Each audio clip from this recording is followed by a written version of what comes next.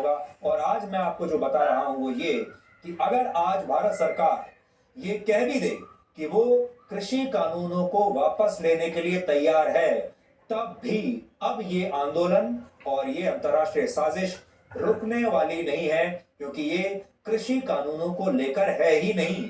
ये साजिश कृषि कानूनों का सिर्फ इस्तेमाल कर रही है, लेकिन कृषि कानूनों को वापस दिलवाना करवाना वो इसकी अंतिम मंजिल नहीं है। इसलिए एक बात आप जान लीजिए, आज अगर भारत सरकार कह भी दे कि कृषि कानून वापस ले रहे हैं, तब भी अब ये आंदोलन रुकेगा नहीं, क्योंकि ये आंदोलन की जो सड़क है, इस आंदोलन का जो हाईवे है, ये असल में कहीं और जाता है। इसका उद्देश्य कुछ और है। क्या है? पंखा लगाया था।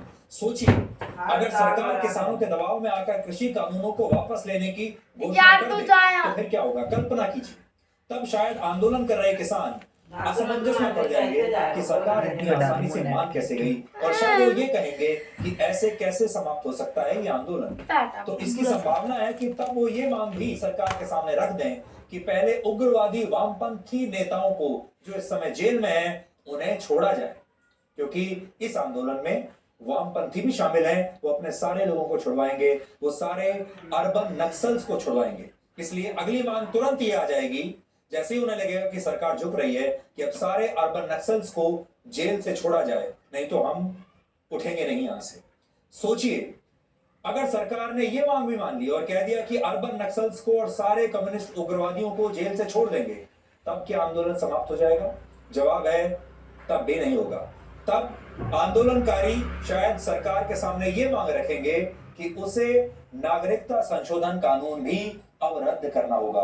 यानी अब सीएए रद्द कीजिए, और सीएए के दौरान जो दिल्ली दंगे हुए थे और जिन लोगों पर मुकदमे चल रहे हैं, एक खास वर्ग के लोगों पर, अब वो सारे मुकदमे वापस लीजिए, सारी एफआईआर खत्म कीजिए और उन्हें जेल से रिहा कीजिए। अगली डिमांड तुरंत आ जाएगी।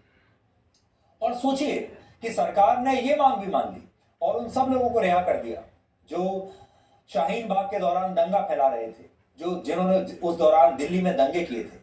तब क्या आंदोलन खत्म हो जाएगा? जवाब है नहीं, तब भी नहीं होगा, इतनी आसानी से नहीं होगा। और तब शायद सरकार से यह मांग की जाएगी कि अब जम्मू कश्मीर से धारा 370 जो आपने हटा दी थी, उसे दोबारा बहाल कीजिए, अपने उस फैसले को वापस लीजिए जिसमें अनुच्छेद 370 को हटा दिया गया था। फिर ये मांग की जाएगी, क्योंकि कृषि कानून संसद ने पास किए हैं, और अगर संसद द्वारा पास किया गया एक कानून अगर वापस लिया सरकार ने, तो फिर जम्मू कश्मीर का अनुच्छेद 370 वाला कानून भी इसी संसद ने पास किया था, फिर ये भी वापस लेना पड़ेगा।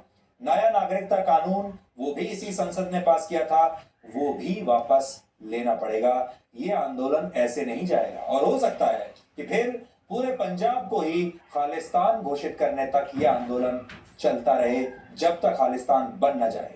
लेकिन एक बार फिर से सोच लीजिए, सरकार ने अगर ये सारी मांगे मान ली, तो फिर आपका क्या होगा, भारत का क्या होगा, इस देश का फिर क्या होगा? फिर भी आंदोलन खत्म नहीं होगा। फिर आंदोलन कर रहे लोग शायद ये मांग करेंगे कि जब तक ये मौजूदा सरकार की जगह देश में वापस कांग्रेस और विपक्षी दलों की सरकार नहीं बन जाती, अब तब तक ये आंदोलन चलता रहेगा। और आखिर में ये कहां पहुंचेगा? वो होगा जब तक मोदी का इस्तीफा नहीं हो जाता। मोदी का इस्तीफा ना हो जाता। तो जो फाइनल डेस्टिनेशन है इस आंदोलन की, वो है मोदी का सत्ता से हटना, मोदी का सत्ता से जाना, और इनके मनपसंद लोगों का सत्ता में वापस आना, ताकि जैसा ये चाहते हैं वैसा हो सके। सबके लोन माफ हो जाएं, सब पैसा बना सकें, भ्रष्टाचार की वापसी हो जाए, बड़ी बड़ी जो डील्स होती हैं, हथियारों की जो डील्स होती हैं, सब में सब बिचौलियों को वापस पैसा मिलना शुरू हो जाए, ये चाहते हैं। और हमारे जो डिजाइनर पत्रकार हैं, जो आजकल अदालतों के चक्कर काट रहे हैं, जिनकी दुकानें बंद हो गई हैं, जिनके रात में 9 बजे के शोज आजकल बंद हो गए हैं, उन सब की भी वापसी हो जाए, ये चाहते हैं ये लोग। इसलिए कृषि कानून वापस लेने से अगर आपको लगता है कि आंदोलन रुक जाएगा, तो आपकी बहुत बड़ी गलतफहमी है।